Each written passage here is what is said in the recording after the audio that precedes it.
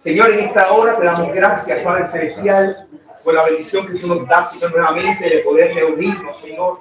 Es hermoso, como dice tu palabra, que nosotros podamos reunirnos, congregarnos, Señor, que podamos, Señor, crecer en el proceso, mediante, Señor, no tan solo en el cumplimiento de tu palabra, Señor, sino que también como familia en ti, Señor, familia espiritual, que podamos, Señor, los unos a los otros, poder ayudarnos, poder ministrar, poder orar los unos por los otros, como por ejemplo que queremos orar en esta hora, Señor, por los hermanos que están enfermos, Señor, Padre Celestial. Te pedimos por aquellos que no han podido venir porque están enfermos, porque estamos a esto, Señor.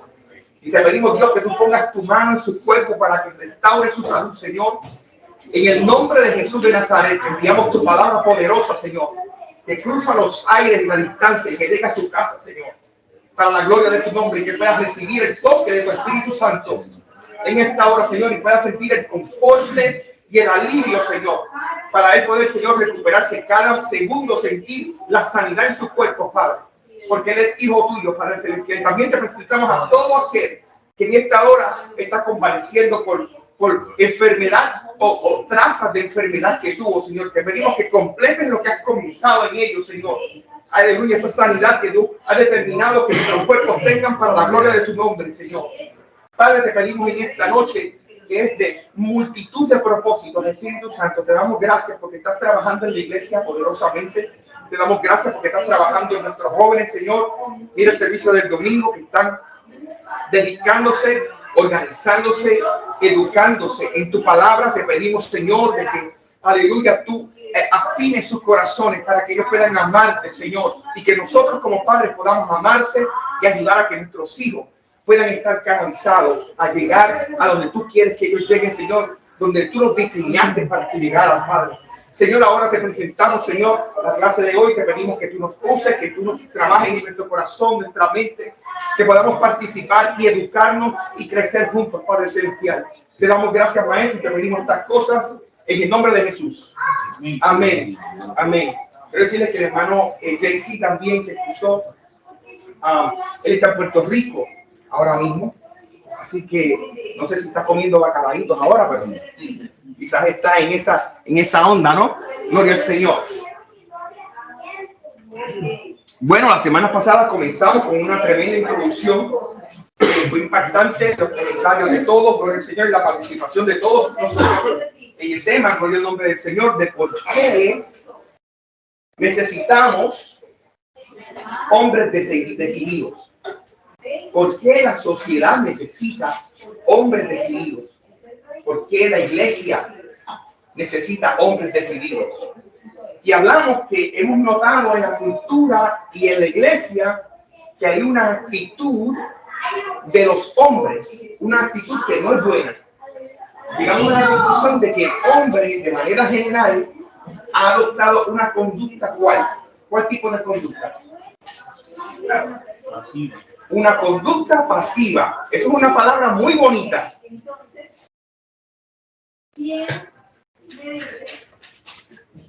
Eso es una palabra muy bonita. ¿Qué quiere decir una conducta pasiva? Que no hace nada.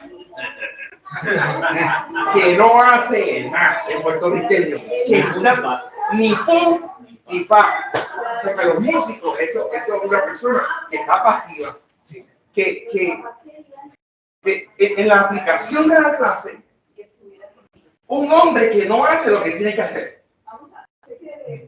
y se deleita en lo que no tiene que hacer, y también se deleita en cosas que él puede hacer, pero que él le da prioridad para siempre hacerlo cuando no debe hacerlo. Ahí nos quedamos todos. Pero la realidad es que nosotros, la mayoría del tiempo, el enfoque del libro está hablándonos a nosotros que nos gusta trabajar y that's it. Ganar dinero y that's it. No, porque mi llamado es para ser proveedor de casa y that's it. Cuando yo llego a casa, yo traigo el billete, lo pongo en la mesa, mi amor tú administra, pero yo estoy cansado, yo voy a ver televisión ahora. No me moleste nadie, después de comer yo me baño, veo televisión un ratito y después me voy a dormir. Esa es la vida que el hombre no moleste más al hombre de la casa, porque si no estás en contra de la ley de Dios.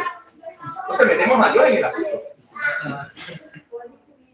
Entonces nosotros nos sentimos bien, el resto se siente mal, y comenzamos, ¿qué cosas malas mencionamos la clase anterior que suceden cuando el hombre se comporta de manera pasiva? ¿Qué tipo de resultados nosotros vemos hoy por esa conducta, Pedro? Yo creo que aquí lo dice, que las estadísticas hablan que la mayoría de los niños o jóvenes están bien duro, que estamos compitiendo con exitosos. La mayoría de los niños y jóvenes que están presos, están en droga o algo así porque han tenido falta de la figura de un padre.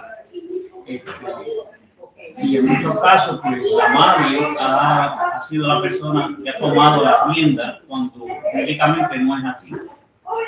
Porque siempre tiene que haber una figura paternal. Entonces el hombre ha delegado, como aprendimos la semana pasada, acerca del volante, que la mujer sea la que se encargue de todo, ¿verdad? Y el hombre pues solamente es el que dice, yo trabajo, yo traigo aquí las habichuelas, y la mujer que se encargue de los hijos, que se encargue de la educación de los hijos, que se encargue de podar el patio, de pintar la casa, que se encargue de todo eso, que lo mío es proveer, cuando no es el papel de la mujer hacerlo. La mujer es ayuda idónea, es decir, que la mujer está ahí para ayudar al hombre, pero la carga y la responsabilidad cae sobre el hombre. Entonces los niños que se crían de esa forma, pues se están criando, no hay esa figura de modelo de que digan, wow, yo me acuerdo que mi papá trabajaba en 30. Yo me acuerdo que papi era bien dedicado a su trabajo, y yo cuando chiquito decía, me gustaría trabajar en el 30. Porque yo veía la dedicación de él, de trabajar, de sufrir, y yo veía el modelo de él en nuestra vida, ¿verdad? Y eso es lo que necesitamos hoy en día. Hoy en día el hombre está totalmente, como Daniel porque lo dijo, hoy en día no se sabe quién es hombre. Porque unos dicen que son hombres, otros son mujeres, otros no saben ni qué son. Y esto es lo que estamos viendo hoy en día, ¿verdad? Y los niños están de una forma, ellos están confundidos también porque no saben dónde tiene que estar, su rol, dónde tiene que estar, ¿verdad? Y eso es algo que aprendimos. Dios le bendiga, llegaron los ángeles. Amén, amén. Qué bueno, qué bueno. Amén, amén. Siéntate por ahí, qué bendición. Llegó el hermano Ángel Reyes por aquí. Tremendo, tremendo. ¿Nos oye bien, Héctor? Ok, amén, amén. Tremendo. Pues entonces, y fíjense qué importante que mencionemos eso, porque para el mundo, en estos últimos años, no los últimos años, yo diría como 2, 3 años para acá, es que esta cuestión de que no, yo no me siento hombre hoy, yo me siento mujer, yo soy una mujer. Y ahora, tú no puedes decir nada porque ofendes a las personas. Yo vi una entrevista y escuché una entrevista de una mujer que ella decía que no era mujer, que ella era un lobo. Y el entrevistador está haciendo una entrevista y yo estoy oyendo esto y yo digo, no puedo creer lo que estoy viendo. Entonces él le decía, entonces, ¿cómo tú te comunicas con los otros lobos? Pues dice que ella lo que hace es que ve la conducta y hay ciertos movimientos del cuerpo que hacen, que de momento ella siente las vibraciones de esos animales y como que ellos sienten la que ella tiene y como que se comunican así como hacen los lobos. Entonces él le dice, ¿tú pudieras darme un pequeño ejemplo de cómo es que tú te comunicas? No, porque no me siento cómoda hacerlo así. Estamos en ese mundo ahora. Que si tú dices lo contrario, tú ofendes a las personas. Entonces, a ofenderla, te llevan a juicio, te demandan y tú pierdes el caso. porque los ofendiste. Por eso es que hay muchos abogados cristianos que están envolviéndose en esta batalla seriamente, porque hay que tirar las rayas, hay que decir, no, esto no se puede permitir. Esto es ridículo, esto es ilógico y esto no es de Dios.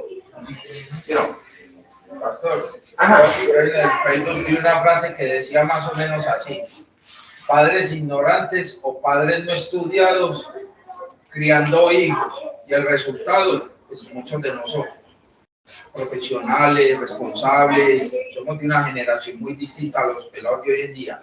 Y y padres preparados con sus títulos y todo, educando hijos.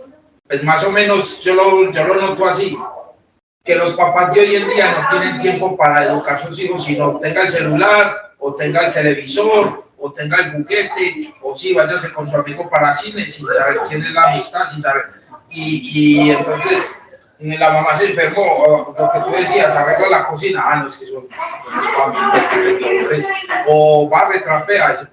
Hay una cosa que el esposo de una cuñada mía llegó y me dijo: es que los milenios no tienen el perrengue, es como la berraquera, la fuerza de emprender para cualquier trabajo, que tú digas, no, es que cargar a doble, no, eso no es lo mío, o sea, que vos tengas la fuerza de decir, sí, yo lo voy a cargar porque yo soy el que necesito la plata, yo soy el necesitado. Un pelado hoy en día, usted le dice eso, no, no me da pena, o eso no es lo mío. Si me entiendes a lo que me refiero, es diferente. Somos dos siglos muy distintos a que nosotros nos enseñaron a muchos, porque en el siglo pasado también hay muchos que son echados, o así como tú decías, todos pasivos, pero son menos los pasivos, pero más los emprendedores. También en este siglo son más los pasivos, pero los emprendedores son menos. Y fíjense, si nosotros vemos, no son los tiempos los que tienen la responsabilidad, es que la cultura está dictando una regla, una ley que pretende de que todo el mundo lo acepte como que es lo que es válido, lo que la cultura está diciendo, y que eso es lo correcto. Entonces, nosotros, que somos pueblo de Dios, nosotros somos los que tenemos que entender que la cultura está diciéndole a los hombres que nosotros no tenemos que hacer esto, podemos hacer esto otro.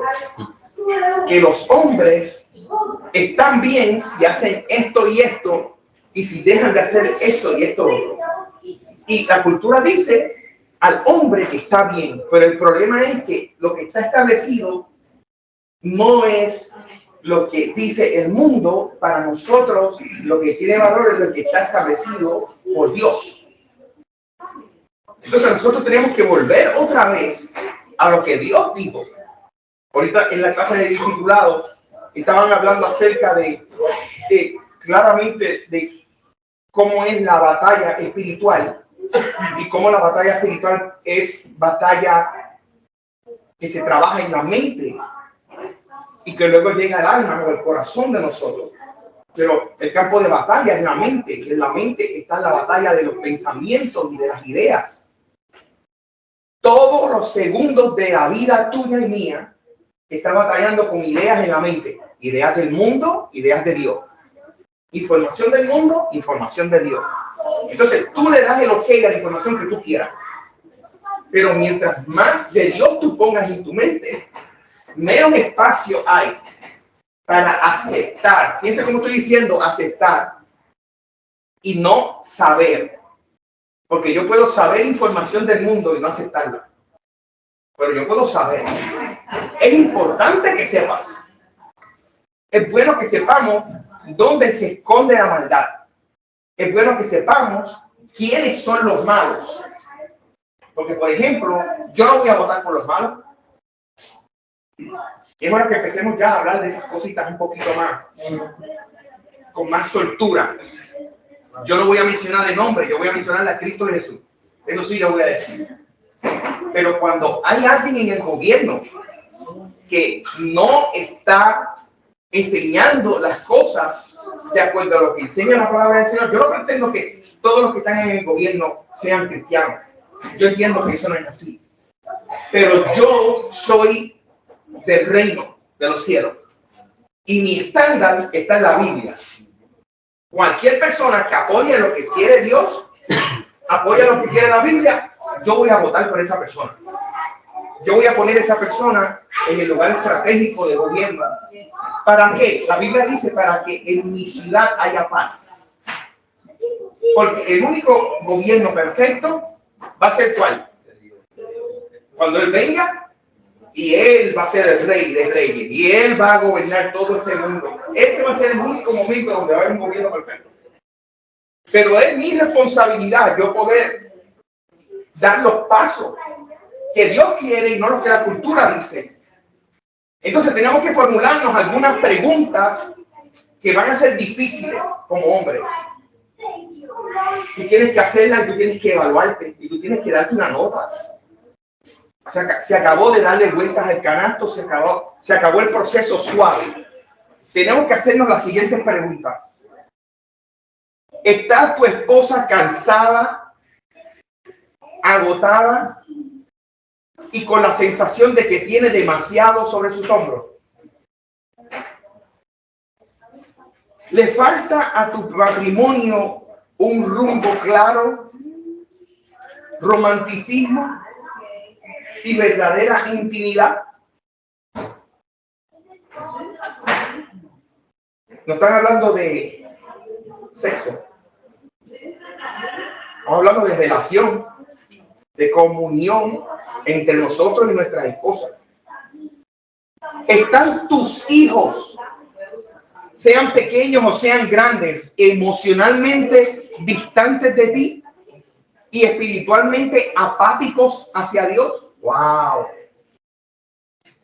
Que tú sabes cuál es el peso más grande. Por eso que ustedes tienen que orar por mí. Porque no hay batalla más grande que la que pasan los hijos de un pastor. ¿Ustedes creen que el pastor es el único que tiene pesos en el hombro? Usted sabe la demanda que existe en los hombros de mis hijos. Ellos no son los que tienen el llamado de pastor, soy yo. Ellos están sufriendo las consecuencias de mi llamado. Ellos tienen que cumplir con los estándares de todo el mundo y no pueden ser muchachos normales. Entonces, ¿cuál es mi rol?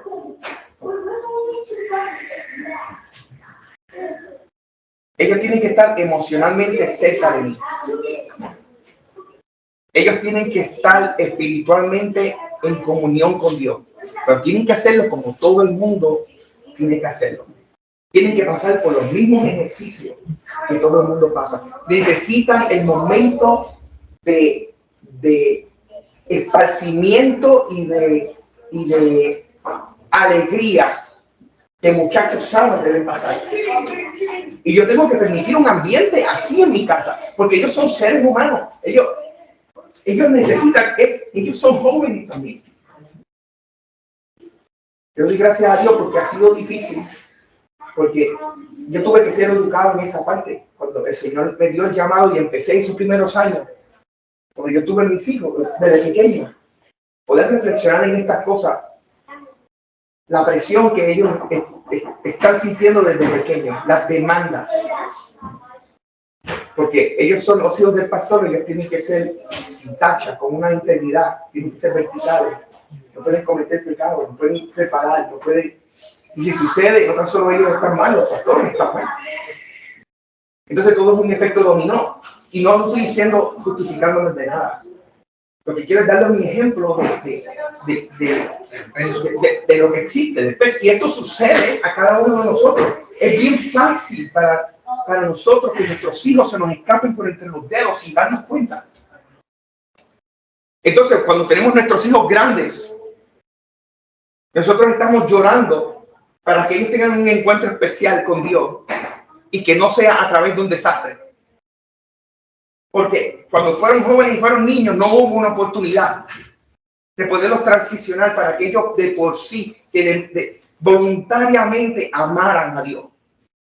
Y no amaran a Dios o no se acercaran a Dios porque yo estaba con una pala dándole golpe para que se acercaran. En vez de yo enseñarles a ellos cómo amar y cómo enamorarse de Él. Eso es lo que yo tenía que preocuparme desde el principio. Como padre, eso debe de ser nuestro enfoque. Y finalmente, otra pregunta. ¿Está tu propia fe débil? ¿Y es tu condición espiritual mediocre? ¿Tú crees que estás bien? Cuando bien por dentro tú sabes que tú estás bien mal. Que nosotros estamos tratando de aparentar, inclusive para nosotros mismos, mirarnos en el espejo y decirnos, no, tú estás bien, Dios tiene misericordia, Dios tiene gracia de ti. Dale para adelante, Dios te va a ayudar. Y cuando sales por la puerta del cuarto, tú dices, tú no te crees eso ni 10 veces. Porque sabes que cuando sales por la puerta, tú no te vas a acordar de Dios. Te vas a acordar de Dios cuando te pinchaste el dedo. Te vas a acordar de Dios cuando llegas a la nevera y lo caes agua. Cuando debe de ser, cuando yo tengo que hacer todos esos cambios, y quiero decirte algo, Dios no está hablando de la familia. Dios te está hablando a ti y a mí. Nosotros somos los responsables del desastre. Entonces, estos son golpes que nos sacuden. Omar, léete el primer párrafo de la página 14, por favor. Si tu esposa ha estado a cargo de todo en la familia, probablemente sea porque tú no lo has hecho. Fuera de lo que ella haga, Dios te ha colocado a ti de manera intencional en el asiento del conductor y quiere que seas tú el que lidere. Necesitas mucho a tu esposa, pero liderar a tu familia es la responsabilidad que Dios te ha dado a ti, no a ella. ¿Qué tú crees de eso? No estar en el agua. ¿Verdad que sí? Tú has tenido en tu vida ejemplos como eso, que tú puedas decir, yo he visto ejemplos así. ¿Claro? Y cuando tú has considerado que aunque tú hayas visto ejemplos así, tú te has visto en momentos en tu vida donde tú no te has visto con eso, como esos ejemplos que tú hayas visto. O sea, en otras palabras, tú has visto ejemplos buenos, has visto tú en tu vida momentos donde tú hayas visto que tú no hayas sido un buen líder en tu casa, en X o Y momento. Y que otra persona, puede haber sido tu esposa, puede haber sido otra situación, otra persona tomó el liderazgo en ese momento y yo no, cuando tenía que haber sido yo. ¿Hemos pasado nosotros por eso en algún momento? Amén. ¿Más de una vez? Pues esto es para nosotros. I think of it like to make it plain. Como Dios is the manager. Y tú eres el supervisor. Right.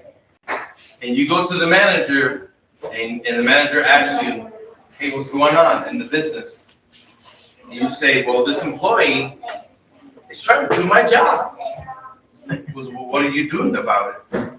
Well, I just let him, I want to see, and God's like, well, what's going on? It's not working out because I put you in that position. You're the supervisor, this other person is not the supervisor. And I think that's what's happening. And you see it from what happened. You guys everybody's worked at one point in time, and you've worked at a place where the supervisor's not doing his job and putting his responsibility on somebody else. It never ends well. It never ends well. Things are not done correctly, things are not done right, and then all of a sudden, the manager has to step in. And I think that's what happens in marriage.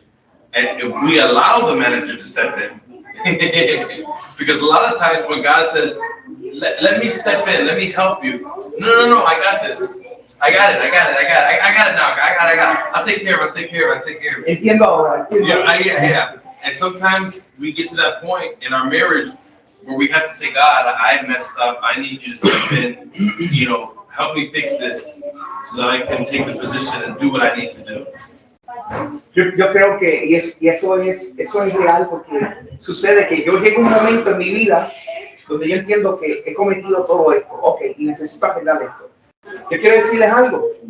Dios nos está diciendo que hay que arreglarlo, nos dice cómo arreglarlo, pero entonces yo tengo que comenzar a hacer como un análisis. Es como cuando yo me doy una herida, ¿verdad? En el cuerpo. La herida se infecta. Entonces yo voy tarde al médico para tratar de arreglarlo. Cuando yo voy con la venda y me quito la venda, el médico mira eso. Óyeme, pero esta herida está aquí como de más de un mes. Porque nunca viniste. ¿No? Porque yo pensaba que yo podía poner la venda y resolverlo. No, pues ahora tenemos que curar la infección que está llegando al hueso. Y nosotros, ahorita Pedro dijo algo que es parte del proceso que tenemos que comenzar a hablar hoy. Y él estaba hablando acerca de su papá. Ese personaje es crucial en la vida de nosotros, los hombres. Bien. Todos nosotros, sin poderlo evitar, nosotros hablamos y pensamos en nuestros padres. Y el ejemplo que dieron. El padre tiene un poder increíble. La semana pasada nosotros hablamos acerca de la sencilla presencia del padre en casa. Cuán importante es. Pero no es toda cuando el padre no hace su rol. Porque el padre puede estar en la casa, pero puede estar pasivo, como nosotros hablamos. Pero si sacando aparte el hecho de la pasividad, de no hacer nada, el hecho de tener la figura paterna en el hogar es tremendo avance, es tremendo poder. Y nosotros en la página 14 vamos a comenzar a hablar acerca de el poder de un padre. Comienza diciendo, si quieres conocer a alguien de verdad, pídele que comience a hablar de su padre. Y yo, por ejemplo, ¿qué yo puedo decir de mi papá? Yo le he dicho varias veces, mi papá está con el Señor ahora, pero mi papá no era nada bueno. Mi papá era bien orgulloso. Mi papá tenía un carácter bien malo. A mi papá le gustaba beber. A mi papá le gustaba ser infiel. Aún casado con mi mamá. Antes de casarse con mi mamá, él estuvo casado, divorciado. Antes de estar con esa mujer, estuvo con 2 mujeres más. Ha tenido hijos de esas relaciones ilícitas. Nada de esas cosas me bloquearon. No era orgulloso de eso, porque yo sabía de la palabra del Señor, gracias a que mi mamá me enseñó. Pero habían cosas que yo podía ver que hacían contraste del estilo de vida de mi papá, que me daban carácter, que me enseñaron la integridad. Él me enseñó en su estilo de trabajo. Él era una persona pasiva en sus responsabilidades al ignorar a Dios en su vida. Él era pasiva en muchas cosas. En otras cosas, y entiendo yo, en su manera, ignorante del poder de Dios, ignorante de Dios y de las bendiciones de Dios para su vida. Él era responsable. Él era trabajador. Él nos robaba cuando tenía muchas oportunidades para robar. Él nos enseñaba a nosotros ser responsables. Él nos enseñaba a nosotros a no hablar malo, y él hablaba malo. Pero nos corregía a nosotros, no. Nosotros no podíamos cuestionarle a él para decirle, no, pero todo es malo. No te atrevas porque vas a aplicar allá fácil. Pero cuando él estaba en casa, yo me sentía seguro. Cuando él guiaba, yo podía dormir a los 30 segundos. Cuando él me decía que él quería y se ponía a llorar, eso me marcaba. Eso yo lo recuerdo. Cuando él vino al Señor, Y él aceptó al Señor un día de las madres. Mi mamá estaba loca llorando, 33 años orando por él, Manuel, para que viniera el Señor, 33 años. Y nunca nos cansamos. Y cuando él vino, inmediatamente fue otro. La persona que se airaba, la persona que hablaba malo, esa persona se murió ese mismo día que se convirtió. De ese día en adelante, cuando él hablaba del Señor, él se ponía a llorar contigo. No importa si estaba aquí en la clase, no importa si estaba en la iglesia, no importa si estaba en una conversación one-on-one. Si tú le decías, hermano Vidal, ¿usted está contento de que usted tiene al Señor en su corazón? Que si yo estoy contento, yo estaba así. Y no podía terminar las oraciones. Él terminaba llorando. Para ver a mi papá, que a él le decían Fidel Castro, ver que él estaba llorando. O sea, fue un cambio gigante. Pero yo vi, en medio de su abuso, yo vi cuando él golpeó a mi mamá. La golpeó dándole puños y yo la vi en el pasillo de mi casa.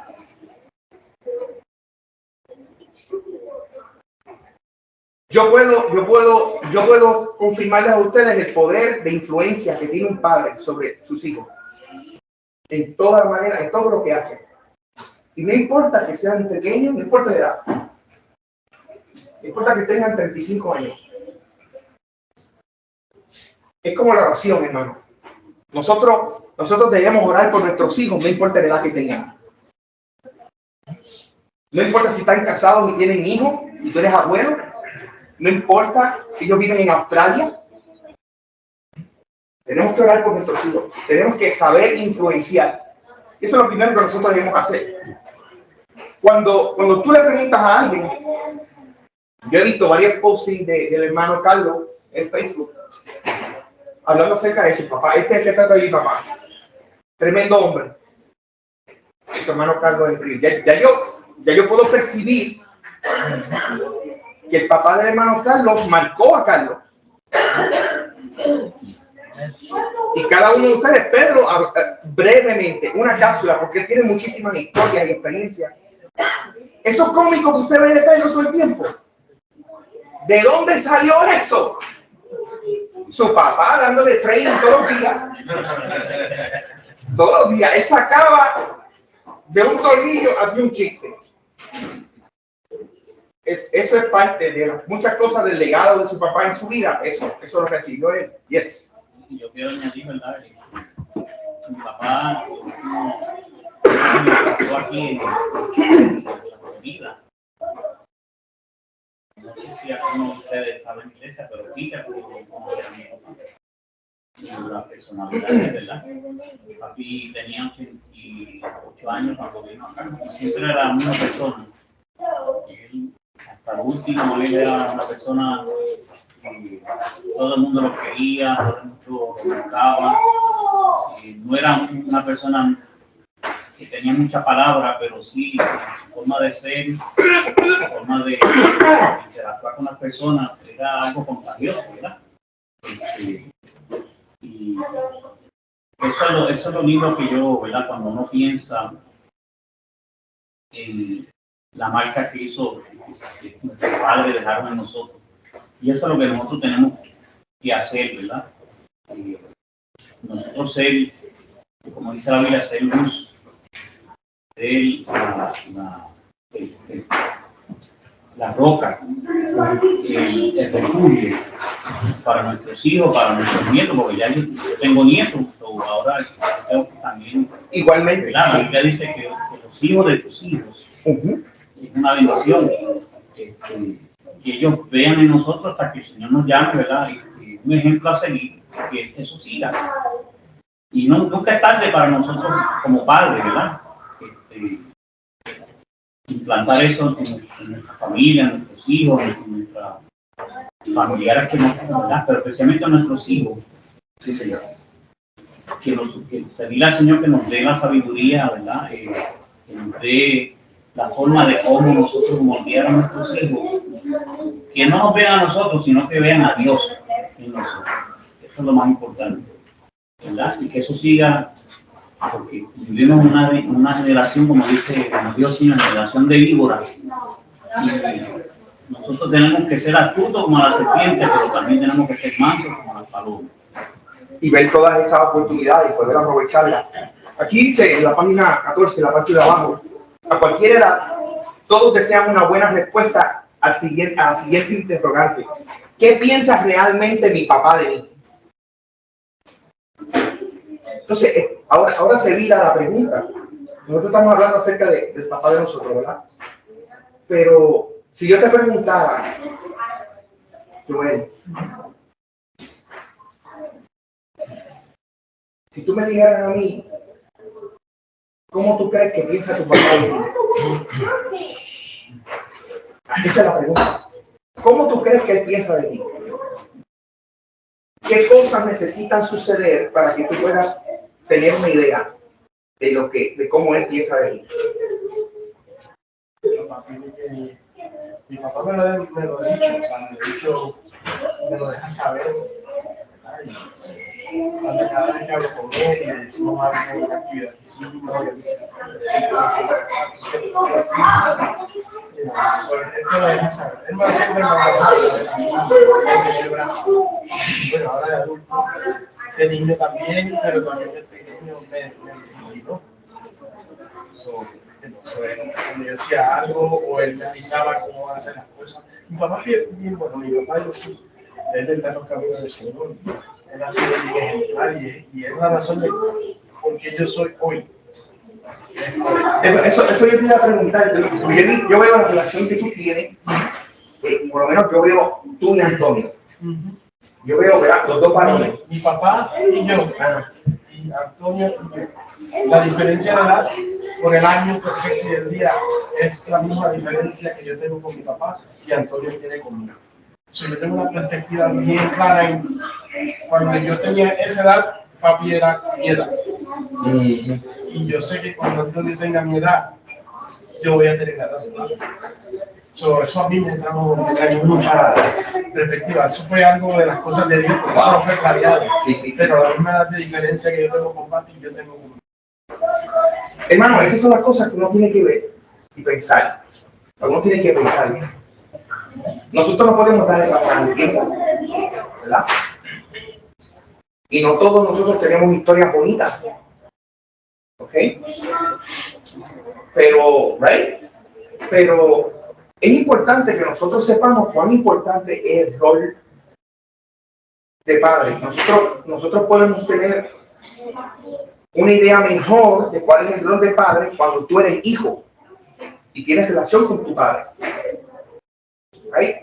Pero cuando tú no tienes mucha experiencia positiva en este tipo de cosas, ¿cuál será? No que es, obviamente no quisiera, pero también yo en mi vida he podido ver la diferencia de un hijo criado por un papá que está siguiéndose contra mi hija que fue criada por un papá que lo seguía. Y eso yo veo dos diferentes. Y eso a mí me ha gustado mucho. Sí. Y como vuelvo y repito lo que yo dije ahorita, que aunque nosotros no podemos darle para atrás al tiempo, al nosotros poder analizar cuál debe ser la actitud correcta y el rol, pues tú en ese momento has decidido cambiar la ruta, cambiar lo que iba a tener supuestamente un camino hacia un barranco. Tú has decidido comenzar a hacer cambios ahora. Quizás papi no estuvo presente en el tiempo, pero yo no voy a hacer lo mismo. Quizás en el pasado, en mi vida, mis hijos, yo hice ciertas cosas que yo no estuve presente, pero ahora que yo lo sé, yo voy a buscar las maneras de recuperar las oportunidades y quizás crear oportunidades para yo entonces tener momentos, y no es un momento que tú arreglas todas las cosas, Esto es como cuando tú plantas una plantita y tú quieres que tenga aguacate. ¿Right? Entonces, quizás nosotros plantamos esa matita de aguacate en un sitio que tiene más que arena. Entonces hay que preparar esa esquina que hay arena ahí, esa arena nos sirve, no podemos plantar el aguacate encima de la arena. Vamos a buscar la tierra apropiada, es un proceso. Entonces, si nosotros somos padres que tenemos un problema, pues si yo quiero arreglar mi hogar y mi casa, mi esposa y mis hijos, yo no lo hago ajustando una correa, apretando unos botones y bajando una palanca. Yo tengo que comenzar conmigo, entendiendo, ok, papi no me enseñó esto, papi no le servía al Señor, yo le sirvo al Señor. Con golpes, con dificultades, imperfecto, no tengo todas las ideas. Esto es difícil, en un momento en el mundo, en la historia del mundo, que es horrible criar hijos, ¿ok? Entiendan que esto no es fácil. La Biblia dice que en los últimos días hay de los que tengan hijos, ¿right? Pero si el mundo necesita hombres, si las esposas necesitan buenos esposos, si los hijos necesitan buenos padres, si esta sociedad necesita buenos hombres, me está hablando a mí, yo soy este grupo. Pues entonces, si yo no tengo muchos ejemplos buenos de mi papá, yo voy a buscar ejemplos buenos de un padre. Yo voy a dejarme adoptar por alguien. Yo tengo que tener el ejemplo perfecto. ¿Ok? Y no tan solo Dios es nuestro Padre. Nosotros podemos buscar a alguien aquí.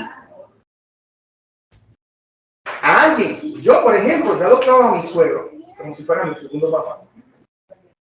Yo estoy aprovechando que él me da buen ejemplo. Y que me da buen ejemplo el público solo. Yo lo he visto solo. Y cuando yo le escucho hablar, y yo percibo las verdades que él dice, blanco y negro, trae, y que me dice las cosas a mí, blanco y negro también. Yo veo padres que me rodean y cómo ellos son. Entonces yo voy a tratar,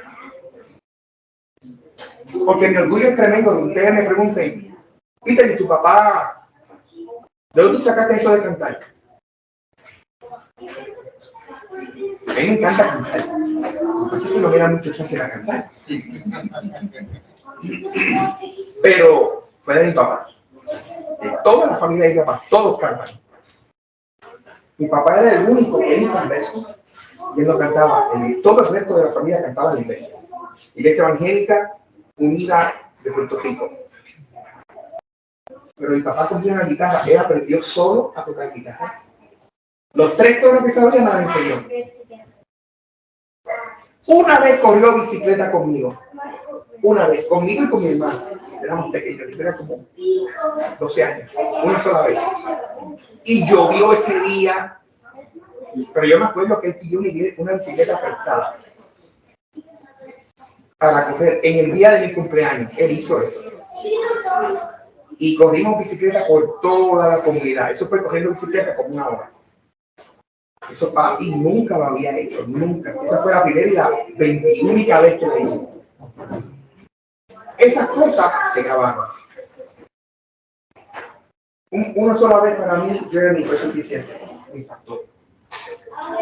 Yo sé lo bueno, por esa experiencia, yo sé lo bueno que es el ser padre. Hermano, nuestros hijos nos necesitan. Emanuel, cuando tú tengas tus hijos, no los reemplaces por nada. No son 5. Ve acumulando. Mira, habla con Ángel David que puede asesorar la cuenta de los certificados que tiene. Sí. Ahí guardando dinero desde ahora. Pero es importante que nosotros sepamos cómo. Yes, brother. Yes. I think in that same manner, us as fathers, We need to be attentive to the youth that don't have fathers.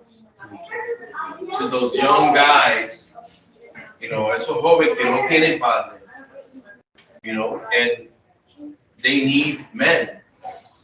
And maybe God is calling one of us to, you know, reach out and be a man in their life. You know, it's important. It's from a church community to see them. I think that it mentions it here, and it's so important. We're going to get to it. But that's why when the church was created, it was talking about going to the widows and the orphans. The orphans that don't have fathers and the widows that lost their husbands. So the first people that God called the church to reach out to, and that's so important that we need to be able to see. It's going to be awkward, of course, especially, you know, but